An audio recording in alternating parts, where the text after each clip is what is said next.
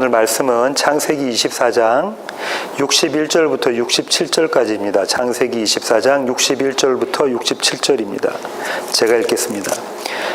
리브가가 일어나 여자 종들과 함께 낙타를 타고 그 사람을 따라가니 그 종이 리브가를 데리고 가니라.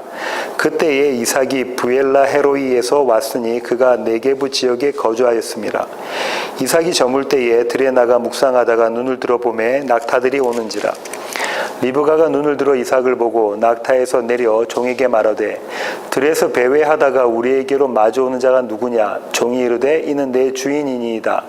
리브가가 너울을 가지고 자기의 얼굴을 가리더라.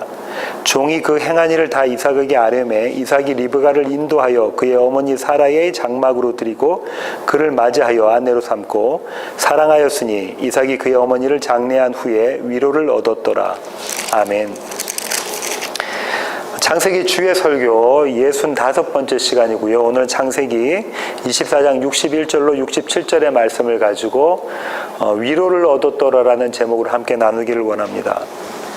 창세기 24장이 창세기 중에서 가장 긴 절이라고 말씀을 드렸고요. 67절까지 있습니다. 오늘 시간까지 하면 4번에 걸쳐서 나누는데요. 이 창세기 24장을 신학자들은 뭐라고 말하냐면 창세기의 아가서 이렇게 부릅니다. 사랑에 대한 이야기가 담겨져 있어서 그렇죠. 24장에 택하심이란 단어가 7번 등장하고요. 또 주인이란 단어가 26번, 종이란 단어가 15번이나 등장합니다. 그러니까 어떤 내용인 걸 알 수 있냐면 하나님의 주권, 그 다음에 교회와 예수 그리스도의 관계, 주인과 종, 신랑과 신부의 관계라는 걸 알 수 있고요. 특별히 그 리브가의 믿음을 통해서 보이지 않는 것, 보지 않고 믿는 믿음, 이런 것들을 주제로 하고 있습니다. 오늘 읽으신 본문 61절부터 67절은 61절부터 시작하는데요. 지난 시간 마지막이 61절이었는데 오늘 본문의 처음부터 61절입니다. 그들이 리브가를 데리고 가니라 하죠. 지난 시간에도 말씀드렸는데요. 61절 이 한 구절에 엄청난 이야기가 들어있었다고 말씀을 드렸었고요. 창세기 24장은 크게 3파트로 나눠주는데요. 여기에 2파트가 담겨져 있습니다. 1절부터 9절까지가 여기 담겨져 있고요. 그 다음에 10절부터 60절까지가 또 담겨져 있습니다. 1절부터 9절은 어떤 내용이냐면은 주인과 종에 대한 이야기로 시작한다고 말씀드렸죠. 그죠? 주인과 종, 늙은 종에 대한 이야기였습니다. 이 주인이 어떤 주인이라고 1절에서 설명하고 있죠? 범사에 복을 받은 자, 범사에 복 받은 자입니다. 우리가 생각하는 그런 복 아니고요. 이 복은 뭐에 대한 복? 하나님의 구원에 대한 복. 어떻게 드러납니까? 씨와 땅으로 드러나는 복이라고 말씀을 드렸죠. 하나님께서 주시겠다 한 것, 네 씨를 통해서 그 땅에서 살게 하겠다, 약속의 땅에서 살게 하겠다라는 그 복을 범사에 받은 자라는 거죠. 이 늙은 종은 주인과 함께 있으면서, 오랫동안 주인과 함께 있으면서 여호와 하나님이 주인인 아브라함에게 복을 주시는 것, 이 씨와 땅에 대한 복을 주시는 것을 보고 옆에서 보고 경험한 자였죠. 그에게 아브라함이 이제 명령을 합니다. 무슨 명령이냐면 네가 맹세를 하는데 어떤 맹세냐? 이삭의 아내를 데리고 오라 합니다. 이삭의 아내를 네가 데려와라라는 거죠. 데려와라. 그걸 맹세해라라고 이야기합니다. 하지만 네가 하는 이 맹세는 늙은 종의 맹세는 너의 것 아니고 누구의 맹세라는 거죠? 여호와 하나님의 맹세다, 이렇게 이야기합니다. 그 얘기를 어떻게 하고 있냐면요. 한번 보겠습니다. 7절 한번 볼게요. 24장 7절입니다. 하늘의 하나님 여호와께서 나를 내 아버지의 집과 내 고향 땅에서 떠나게 하시고 내게 말씀하시며 내게 맹세하여 이르시기를, 누가 맹세하셨다죠? 하나님이 맹세하셨다고 이야기를 하죠.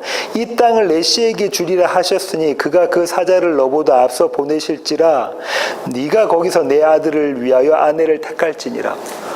그러니까 지금 이 늙은 종의 맹세는 아브라함은 누구의 맹세라고 하냐면 하나님의 맹세인데, 이 하나님의 맹세가 뭐라고요?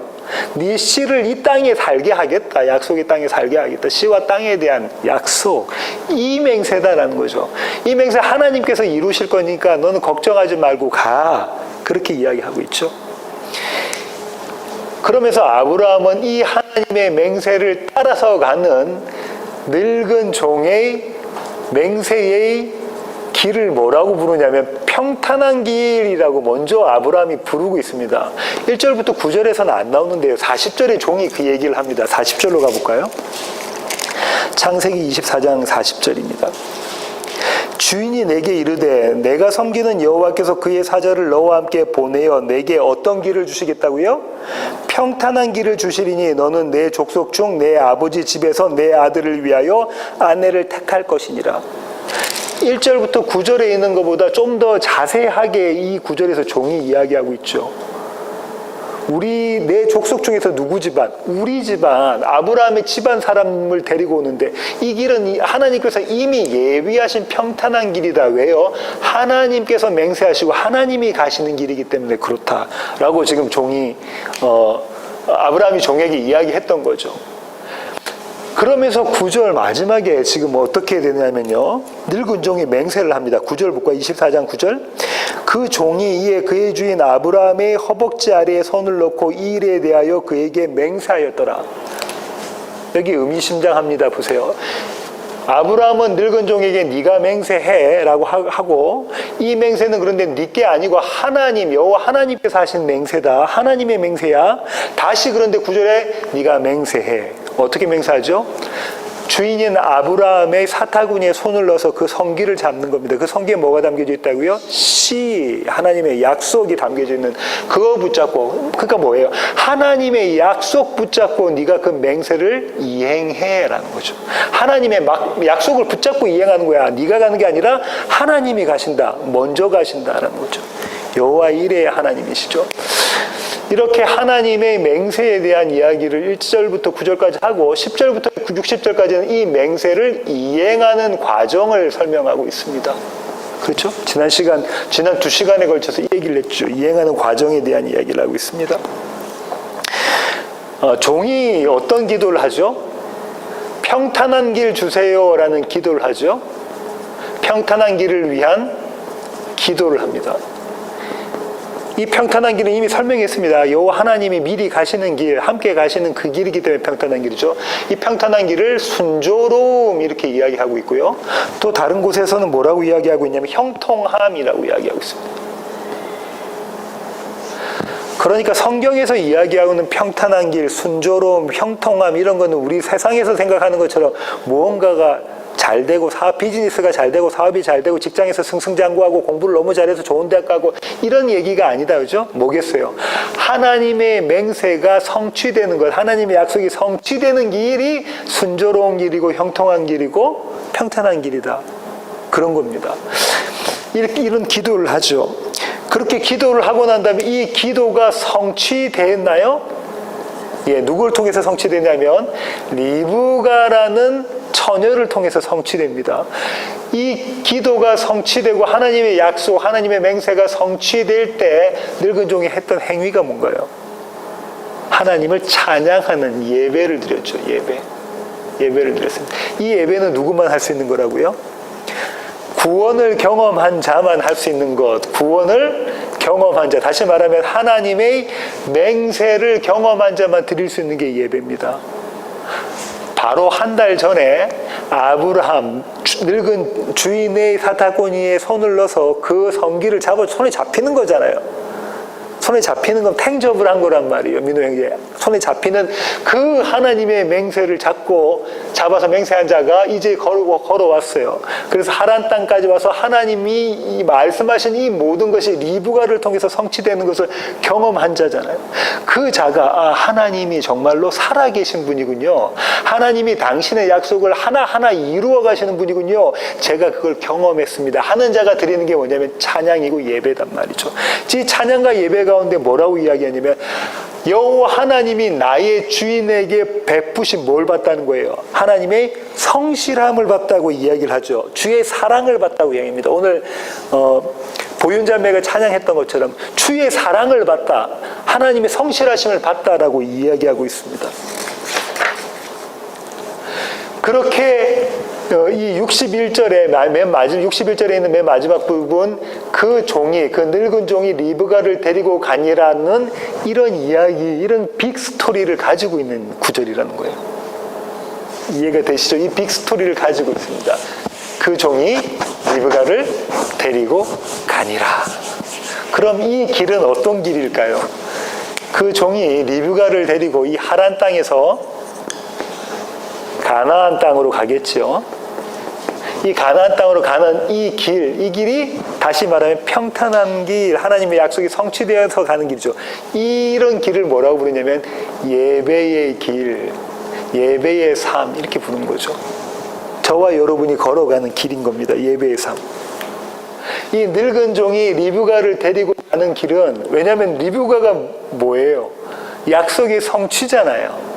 그 약속의 성취를 데리고 지금 손에 잡히는 거예요. 눈에 보여 손에 잡히는, 실제적으로 경험한 리브가를 데리고 가는 길이 예배의 삶, 찬양의 삶인 거죠. 이렇게 하란을 떠나서 가나안으로 하나님의 약속이 완성이 되는 걸 기대하면서 늙은 종이 걸어가고 있습니다. 언제 완성되나요? 리브가가 누구를 만날 때, 땅 바친 리브가가 누구를 만날 때요? 시인 이삭을 만날 때. 그래서 이삭과 혼인할 때 이 하나님의 약속은 성취되죠. 왜? 그 다음에 거기서 또 뭐가 나올 거니까 씨 열매가 나올 거기 때문에 그렇습니다. 그러니까 이 길은 그 하나님의 약속의 성취, 완성을 기대하면서 가는 길이고, 그것을 소망하면서 가는 것이고, 그것을 믿는 믿음 가운데 가는 겁니다. 그렇죠? 저와 여러분의 삶이 그런가요? 완성을 소망하는, 온전히 하나님 예수 그리스도와 우리가 뭐 하는 거, 결혼하는 거, 혼인잔치하는 그것을 소망하면서 가죠. 그 소망하면서 가는 길에 누가 있다고요? 약속이 성취된 리브가를 실제적으로 경험해가면서 가는 거예요. 관념적으로만 갖고 있는 게 아니라 매일매일의 삶 가운데 하나님의 약속의 말씀이 어떻게 우리 가운데 성취되는 것을 경험하면서 가는 삶이라는 그 길입니다. 그 길로 지금 가고 있는 거예요. 그렇게 오늘 본문이 시작이 됩니다. 그럼 오늘 본문을 다시 한번 보시면요, 24장 62절 한번 보겠습니다.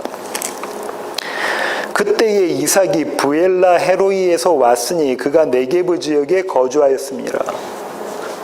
사실상 가나안 조금 밑에 있는 네게브라는 지역에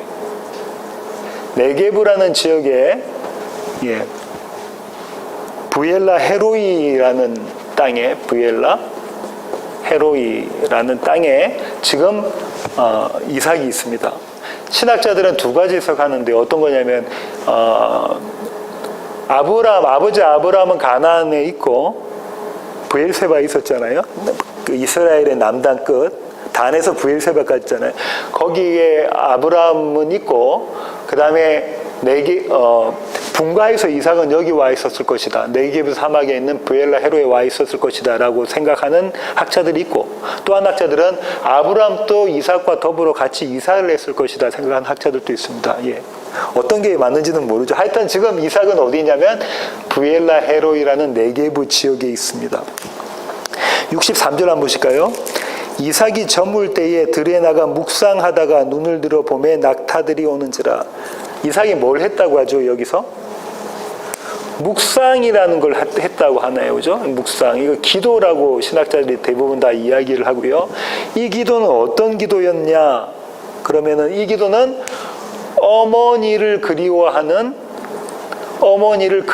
기도였을 것이다 라고 보는 신학자들이 있습니다. 어머니가 돌아가시고 몇 년 만에 이삭이 리브가와 결혼하냐면 35년 만에 결혼해요. 그럼 35년 동안 추모를 했다는 거예요. 이삭의 나이 40에 결혼합니다. 아주 늙은 노총각이에요. 늙은 나이 많은 나이에 결혼을 하죠. 그래서 이 어머니를 그리워했을 것이다 라고 보고 있습니다. 왜 그러냐면 67절로 가보시면요, 오늘 보면 67절로 가보시면요, 이런 이야기가 있죠. 이삭이 리브가를 인도하여 그의 어머니 사라의 장막으로 들이고 그를 맞이하여 아내로 삼고 사랑하였으니 이삭이 그의 어머니를 장례한 후에 뭘 얻었더라? 위로를 얻었더라. 그 전까지 뭘 가지고 있었다는 거죠?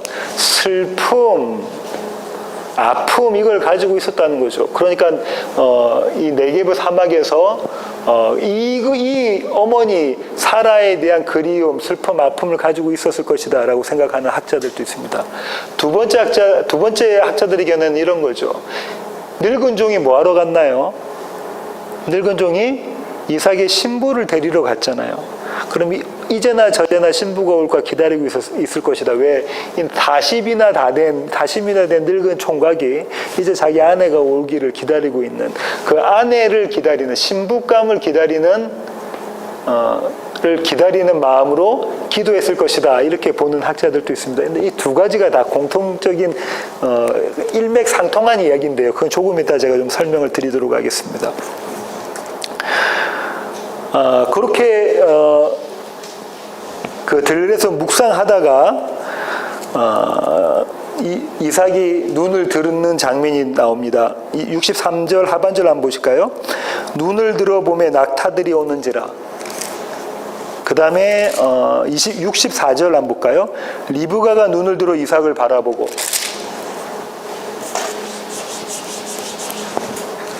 아마 여기가 네게브라면 요 근처에 왔겠죠. 근처에 와서 여기는 이삭이 있고 여기는 리브가가 있습니다. 물론 늙은 종하고 같이 오고 있죠. 이삭이 눈을 들어 리브가를 바라보고 리브가도 눈을 들어 이삭을 바라보고 있습니다. 근데 여기 테크니컬 텀이 나와요. 눈을 들어라는 거예요. 눈을 들어 보다. 성경에서는 이 테크니컬 텀들이 여러 가지가 있는데요. 이 눈을 들어 보다라는 것은 이런 개념입니다. 이런 개념. 아주 중요한 일이 나오기 전에 환기시키는 그런 개념이 있어요. 이젠 극적인 장면이 나올 것이다라는 걸 예비적으로 이야기해주고 있는 게 눈을 들어 보다라는 거예요. 눈을 들어. 어떤 구절에 그런 것들이 있는가 한번 보겠습니다. 창세기 13장 10절 한번 보겠습니다. 창세기 13장 10절입니다. 이에 롯이 눈을 들어 요단 지역을 바라본 즉 나오나요? 14절 볼까요? 롯이 아브람을 떠난 후에 여호와께서 아브람에게 이르시되 너는 눈을 들어 너 있는 곳에서 북쪽과 남쪽 그리고 동쪽과 서쪽을 바라보라. 롯과 아브라함이 각자, 롯은 자기가 원하는 땅을 바라볼 때에, 아브라함은 하나님께서 바라보라고 하는 땅을 바라볼 때에, 그때 들어가는 표현이 눈을 들어 보다입니다. 그죠? 뭔가 지금 이거 아주 중요한 이야기다 할 때 지금 표현을 쓰고 있죠. 또 어디서 나오는가 한번 보겠습니다. 18장 2절 보세요. 창세기 18장 2절. 눈을 들어본 즉 사람 셋이 맞은편에 서 있는지라 그가 그들을 보자 곧 장막문에서 달려나가 영접하며 몸을 땅에 굽혀 마므레의 상수리 나무 아래서 있는 그 여호와 하나님과 두 천사들을 보고 아브라함이 달려나가는 장면인데 눈을 들어보다라는 장면이 나오죠. 그죠? 네, 또 나오는 구절이 있는데 22장 창세기 22장 13절 볼까요? 22장 13절입니다. 아브라함이 눈을 들어 살펴본 즉 한 수장이 뒤에 있는데 어떤 장면인가요? 모리아산에서 아들 이삭을 번제물을 드리려고 할 때 하나님께서 내가 네 믿음 받았으니까 그만해 하고 난 다음에 아브라함이 그때까지 못 봤던 걸 눈을 들어보니까 수장이 있었잖아요. 여호와 이래 이야기하고 있면서 이런 장면입니다. 근데 이 장면이 남편 신랑인 이삭과 아내 신부인 리브가 동시에 눈을 들어 서로를 바라보는 그 장면이 있는 거예요. 그 성경에 이런 걸 테크니컬 텀이라고 이야기를 하고 있거든요.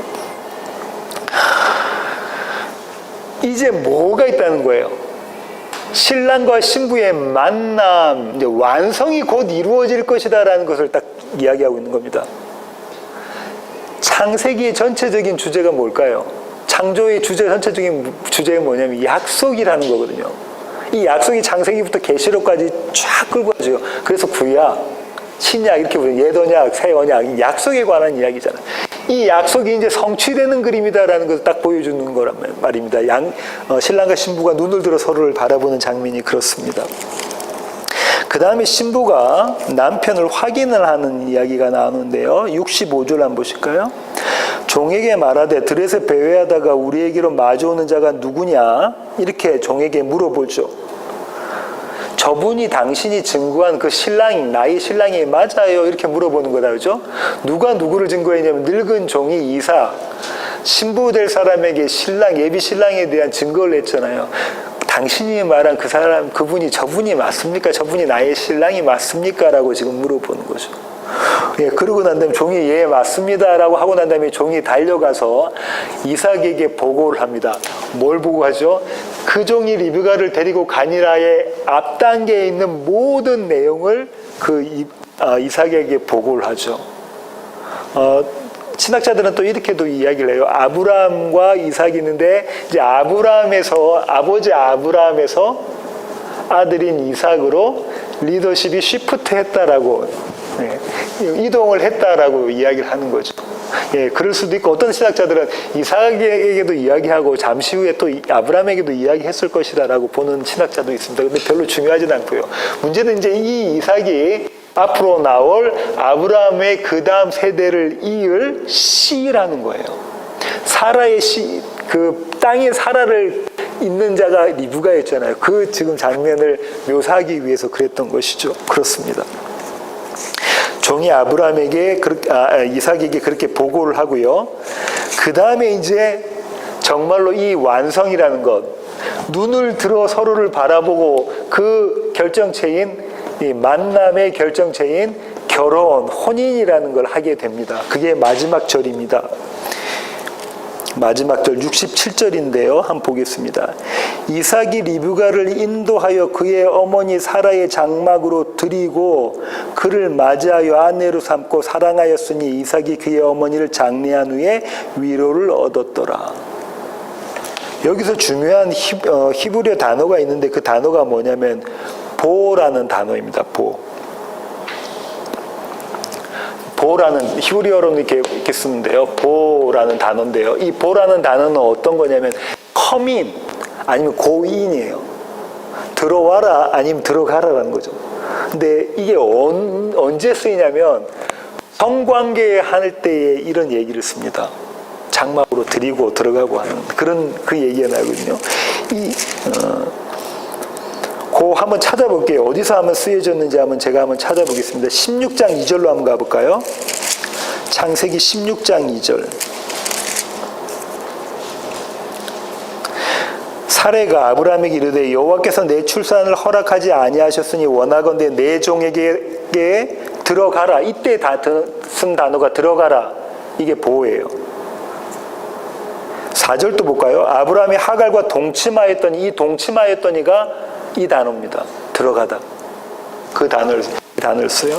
그러니까 지금 이제 부부 관계를 가졌다는 거잖아요. 부부 관계를 가졌으면 뭐가 나야 되냐면 열매, 또 다른 씨가 생산되어져야 된다. 그죠? 예, 그걸 기대하고 있는 장면이 여기 들어져 있습니다. 하란을 떠나서 가나안으로 들어간 리브가의 역할은 뭡니까? 어떤 책임을 가지고 있어요? 씨를 받아서 또 다른 씨를 생산해내야 될 책임을 가지고 있는 겁니다. 그것 때문에 간 거죠. 예, 그것 때문에 간 자입니다. 그걸 염두에 두시고 보시면 됩니다. 왜 그러냐면 여호와 하나님께서 아브라함에게 이삭의 아버지인 아브라함에게 뭐라고 말씀하시면 이렇게 말씀하시죠. 이삭에게서 난 씨라야 된다. 그 씨만이 어떻다는 거예요? 네 땅을 차지할 것이다라고, 내가 너에게 약속한 땅을 차지할 것이다라고 말씀을 하고 계시잖아요. 그렇습니다. 그런데 이 24장 67절에 보면 리브가를 어떻게 모세가 설명하고 묘사하고 있냐면요. 이 리브가를 누구를 대신한 자라고 이야기하고 있죠? 사라, 시어머니인 사라를 대신한 자로 이야기하고 있다. 그죠? 사라의 자리를 차지할 이 집안의 여주인이라 이 말이죠. 그죠? 이 사라를 대신했다라는 건 이전에 이미 나왔어요. 60절에서 나왔습니다. 24장 60절 한번 가볼까요? 리브가에게 축복하여 이르되 우리 누이여 너는 천만인의 어머니가 될지어다 내 씨로 그 원수의 성문을 얻게 할지어다. 천만인의 어머니, 그 다음에 그 씨로 원수를 쳐부술 자, 그죠? 원수에게 승리할 자. 이 두 가지 축복에 대한 이야기를 하고 있다. 이건 같은 얘기인데요.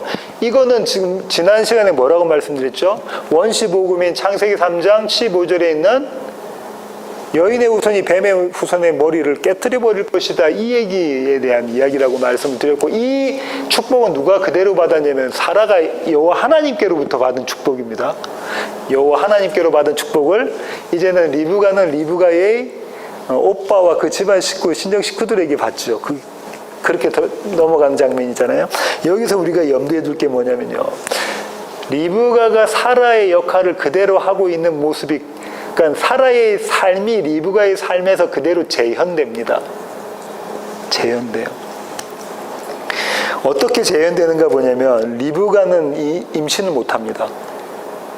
25장으로 가보겠습니다. 25장 21절로 가보세요.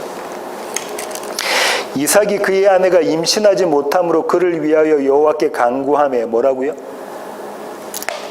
임신하지 못한 그림이 그려져 있나요? 예, 사라와 똑같이, 어머니 사라와 똑같이 리브가는 임신하지 못해서, 그래서 그의 남편인 이삭이 여호와 하나님께 간구해서 자녀를 얻는 그림이 그려져 있죠. 지난 시간에도 한번 설명드렸는데 이건 아주 중요해서 다시 한번 설명을 드립니다. 여기 한번 보세요. 이 여인의 후손은 어떻게 이어져 가느냐면 첫 번째 여인이 누구였나요? 하와였죠. 아담과 하와의 하와. 이 하와를 뭐라고 지금 성경은 이야기했냐면 산자의 어머니라고 했어요. 산자의 어머니. 다시 말하면 생명 가진 자의 어머니라는 거고, 이 하와는 교회를 이야기한다고 말씀을 드렸습니다. 그렇죠? 살아있는 자의 어머니, 죽은 자가 아니라 살아있는 자의 어머니. 생명을 갖고 있는 자라는 거죠.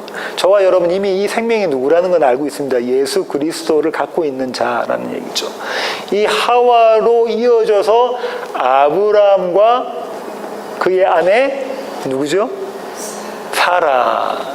사라는 아까 말씀드렸던 그 천만인의 어머니, 열방의 어머니, 그 다음에 사라의 씨로 원수를 무찌르고 원수에게 승리를 거둘 그림이 그려져 있죠. 며느리가 누군가요? 리브가입니다. 리브가에서 쭉 가면 리브가의 며느리는 두 명이 있었죠, 그죠? 레아와 라헬입니다. 야곱이고요, 이삭이고요. 레아와 라헬, 그죠? 또 쭉 내려가면 누가 있냐면 그죠? 저기 다말. 또 가면 기생 라합. 그 다음에 이방인 룻. 그 다음에 바세바. 그 다음에 쭉 내려가면 누구로 이어지냐면 동정녀 마리아. 이렇게 이어져 갑니다. 그럼 여기서 우리가 중요하게 생각해 볼 게 뭐냐면 이 사람들은 생명을 가질 수 있는 자들이었느냐 말이에요. 씨를 가질 수 있는 자들이었냐 하면 아니에요. 하와도 마찬가지, 사라도 씨 가질 수 없는 자였어요. 리브가도 씨 가질 수 없는 자라고 25장 21절에서 봤죠. 레아와 라헬은 라헬이 씨 갖지 못하는 자로 드러났습니다. 그죠? 맞습니까? 라헬이 씨 갖지 못하는 자로 드러났잖아요. 그래서 계속 여러 가지 시도를 하고 있잖아요. 그 다음에 다말은 씨를 가질 수 있는 자입니까? 못 갖는 자입니다. 누구의 씨를 갖죠? 시아버지의 씨를 갖게 됩니다. 그 다음 기생 라합도 이 이스라엘 씨를 가질 수 없는 자입니다. 이방인이었죠. 그죠? 예, 그렇습니다. 그 다음 룻도 마찬가지인가요? 씨 못 가집니다. 누구의 씨를 가졌죠? 고엘인 보아스의 씨를 갖게 되죠. 바세바도 마찬가지. 원래 누구의 아내였어요? 이방인 우리아의 아내였습니다. 근데 누구의 씨를 갖게 됩니까? 다윗. 그 다음에 마리아도 씨 못 갖는다. 동정녀는 씨를 가질 수가 없잖아요. 근데 누구의 씨를 갖습니까? 요셉. 이 남편들로 묘사된 사람들이 전부 다 누구를 예표하는 거라고요? 예수 그리스도를 예표하고, 아내들은 다 누구를 예표합니까? 교회를 예표하고 있습니다. 근데 여기서 중요한 게 또 한 가지가 있는데 뭐냐면요, 보세요. 첫 아들은 하나님께 거부를 당해요. 맞습니까? 첫 아들은 나의 열심으로 낳거든요. 나의 지혜와 나의 열심과 나의 능력으로 멋지게 낳아버립니다. 그 멋지게 낳은 첫 아들이 누구였습니까? 가인이었죠.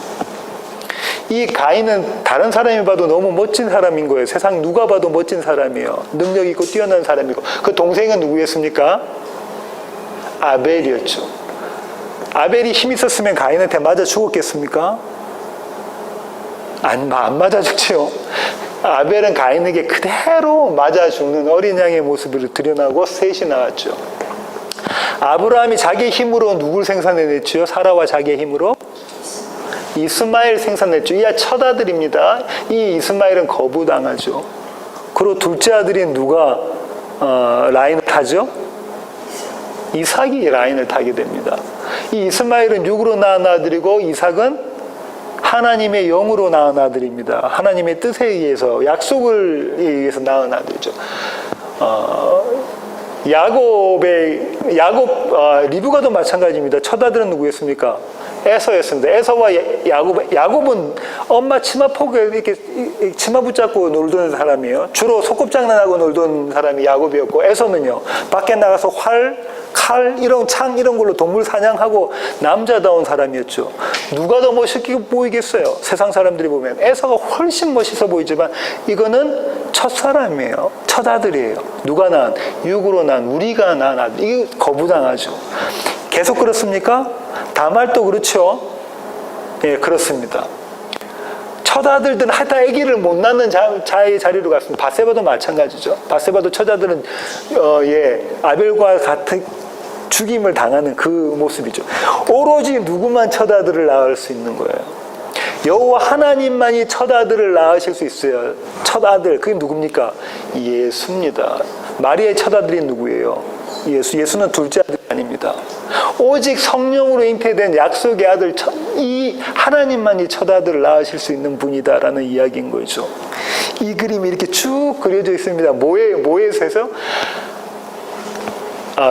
오늘 본문의 67절을 보면 그의 어머니 사라의 장막으로 드리고 이삭이 리브가를 그의 어머니 사라의 장막에 드리는 장면 안에 뭐가 담겨져 있다고요? 지금 이 이야기는 이게 전부가 담겨져 있습니다. 다음 시간에 왜 에서의 이스마엘의 족보를 왜 갑자기 넣었지? 이 첫 아들을 안 된다는 거예요. 그 얘기 지금 하고 싶어 하시는 거거든요. 그 얘기를 쭉 담겨 있습니다. 다시 한번 설명드립니다. 인간은 항상 자신이 뭘 낳으려면 첫 아들을 낳으려고 해요. 첫 아들. 이게 하나님의 약속이라고 생각한 거죠. 이 첫 아들로 섬겼던 게 뭐냐면 이스라엘이 섬겼던 게 율법이었잖아요. 나의 능력으로 내가 이룰 수 있습니다. 그 여호와께 올라갈 수 있습니다. 하나님처럼 될 수 있습니다. 바벨탑 이게 다 그거잖아요. 첫 아들. 이거는 다 하나같이 거부당하고요. 하나님이 생산하시는 첫 아들만이 첫 아들이다. 첫 열매다. 그 얘기하고 계시는 거죠. 그 그림이 그려져 있습니다. 우리는 이걸 어떻게 한 번 더 생각해 볼 수 있냐면 이렇게 이것 때문에 생각해 볼 수 있는데요. 62절 한번 보실까요? 62절. 그때의 이삭이 어디에서 왔으니 라고 되어져 있죠? 어디에서 왔다고 그래요? 부엘라 헤로이라는 데서 왔어요. 이 부엘라 헤로이라는 지역은 등장했었습니다. 이미 등장을 했었는데요. 이 부엘라 헤로이는 네게브라는 사막에 있었던 거예요. 네게브는 사막이에요. 사막은 뭘 상징합니까? 사막은 불모지, 생산해낼 수 없는 거, 그죠? 생산해낼 수 없는 것, 불모지. 그러니까 잉태하지 못하는 모습. 이게 지금 사막이 이야기를 하고 있는 거라고요. 그 사막의 부엘라 헤로이에서 이삭과 리브가가 결혼해서 살거든요. 근데 부엘라 헤로이라는 데가 어떤 데냐면 16장으로 가보세요. 창세기 16장. 13절부터 14절. 하갈이 자기에게 이르신 여호와의 이름을 나를 살피시는 하나님이라 하였으니 이는 내가 어떻게 여기서 나를 살피시는 하나님을 배웠는고 함이라. 이러므로 그 샘을 부엘라 헤로이라 불렀으며 그것은 가데스와 베레 사이에 있더라. 이 부엘라 헤로이는 어떤 자이었습니까? 하갈이 누구에게서 쫓겨와서 자기가 누구에게 쫓겨온 거죠? 사라에게 쫓겨와서 이제 죽어야 되나 이러고 있는 자리인 거예요. 누굴 잉태했습니까? 이스마엘을 잉태한 사람. 이 자리. 그럼 부엘라 헤로이 하면 여러분이 떠올려야 될 게 일단 아브라함, 사라, 하갈, 이스마엘 이런 그림들이 떠올라 줘야 돼요. 그 다음에 율법, 우리의 능력 이런 그림이 우리의 지혜와 능력으로 하는 자리가 이 자리라는 거죠. 근데 이 자리에서 리브가와 이삭이 삽니다. 결혼을 해요. 어떤 자리라고요? 사마, 생산해낼 수 없는 자. 그 자리에서 살고 있다는 거죠. 이게 지금 이 전체적인 얘기 맥락 가운데서 다시 한번 잘 살펴보시길 바랍니다. 결론 맺겠습니다. 67절로 다시 가세요. 이삭이 그의 어머니를 장례한 후에 위로를 얻었더라라고 하죠. 위로를 얻었더라. 오늘 설교 제목인데요. 누구 대신에? 사라 대신에 아내 리브가를 얻어서 그죠? 사라 대신에 리브가를 통해서 위로를 얻는 그림이 나와져 있잖아요. 여기서 이 위로라고 쓰여진 히브리어 단어가 뭐냐면 나함이라는 단어인데요. 나함이라고 합니다. 이 나함은 위로, 한탄, 후회 뭐 이렇게 쓰여진 단어입니다. 먼저 한탄이나 후회로 쓰여지는 경우를 한번 살펴보겠습니다. 창세기 6장 6절부터 7절 가볼까요? 창세기 6장 6절부터 7절입니다. 땅 위에 사람 지으심을 한탄하사 마음에 근심하시고 이르시되 내가 창조한 사람을 내가 지면에서 쓸어버리되 사람으로부터 가축과 기는 것과 공중의 새까지 그리하리니 이는 내가 그것들을 지었음을 뭐 했다고 하나님이 말씀하시죠? 한탄하셨다는 한탄. 히브리어는 한탄하셨다라고 했잖아요. 그럼 이거 하나님께서 인간 지어놓고 후회하시고 한탄하시고 이러신 분입니까? 전지전능하신 분이? 아니죠. 이거는 뭘 이야기하냐면 뭘 표현하려고 하는 거예요. 인간이 이해하게끔. 그죠? 뭘 한탄하신 겁니까? 인간의 죄악, 인간이 죄악이 어떻다는 거야? 하나님 보시기에 도저히 볼 수 없을 정도의 죄악이다라는 걸 담고 있는 거죠. 인간의 죄악의 이 극치, 이걸 보여주기 위해서 하나님은 한탄과 후회를 하지 않으시는 분입니다. 결단코. 왜냐하면 하나님 뜻하신 대로 다 이루어졌기 때문이죠. 그거를 보여주는 단어가 한탄과 후회라는 건데요. 이 인간의 죄악의 극치는 뭘로 이어지냐면 하나님의 심판으로 이어질 거 아니에요. 이 심판의 반대말이 심판이 동전의 한쪽 면이라면 그 반대쪽은 뭐라고 그랬습니까? 구원이 담겨져 있는 거예요. 담겨져 있습니다. 그 구원이 담겨져 있는 걸 그 다음에 그 앞과 뒤에서 보면 아는데요. 창세기 5장 29절 한번 보세요. 이름을 노아라 하여 이르되 여호와께서 땅을 저주하심으로 수고롭게 일하는 우리를 이 아들이 안위하리라 하였다. 이 안위라는 게 이 단어예요. 위로. 누가 안위라는 거예요?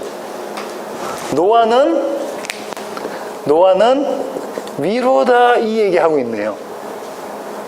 노아는 위로야. 근데 나는 다시 이렇게 한탄해. 이 같은 단어라고 이 단어가 그죠? 위로랑 한탄이. 노아는 위로야. 근데 세상을 보면 나는 한탄해. 그렇게 됐죠. 그 모습이 그려져 있죠.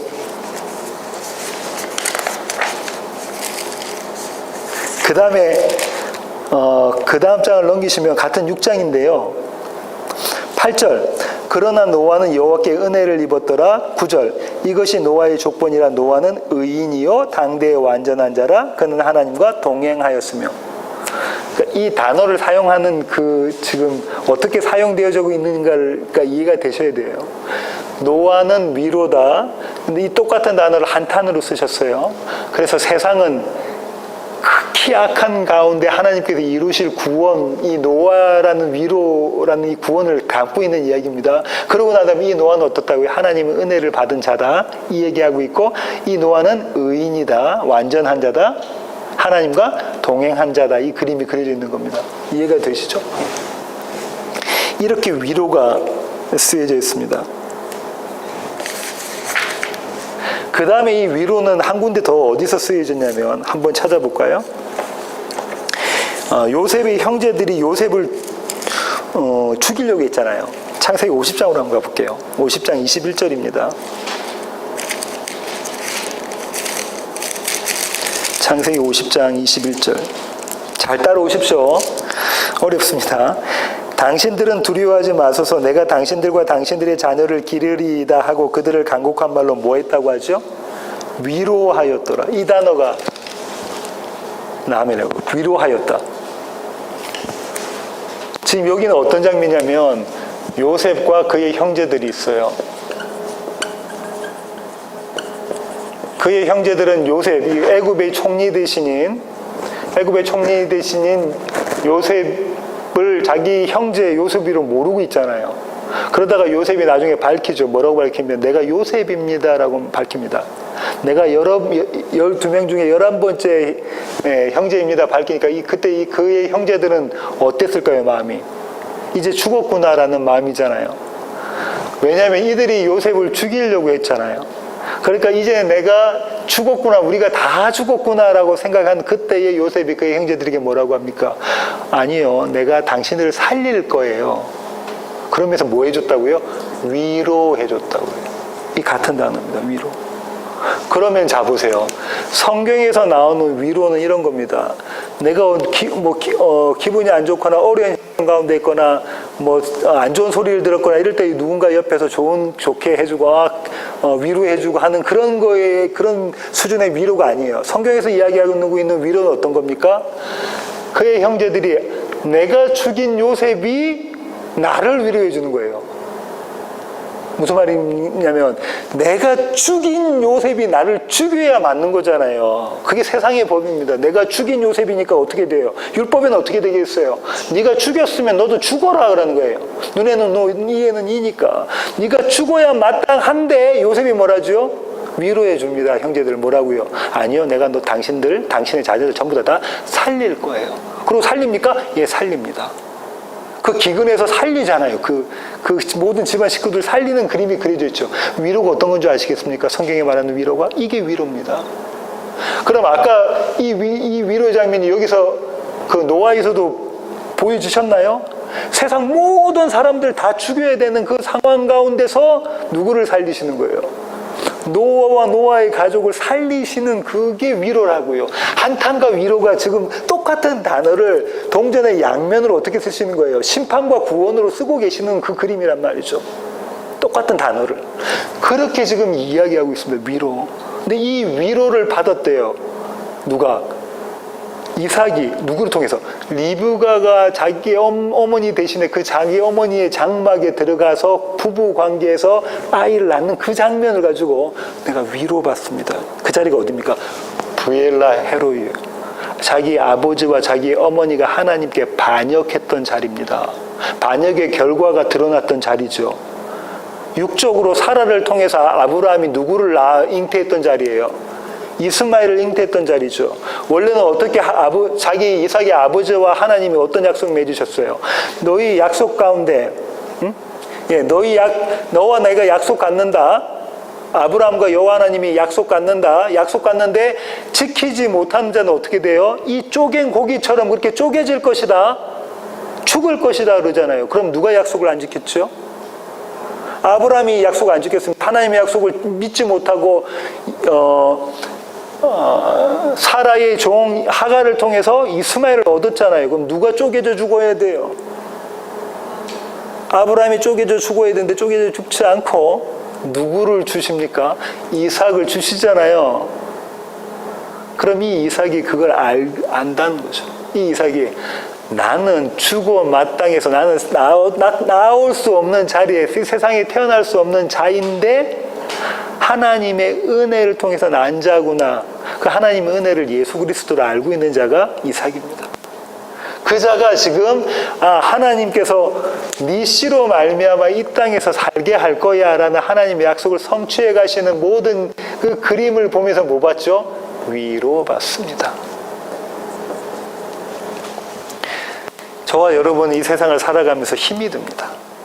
직장 생활에서 힘들고 사업하기에도 힘들고 저처럼 교회에서 목회하기도 힘들죠.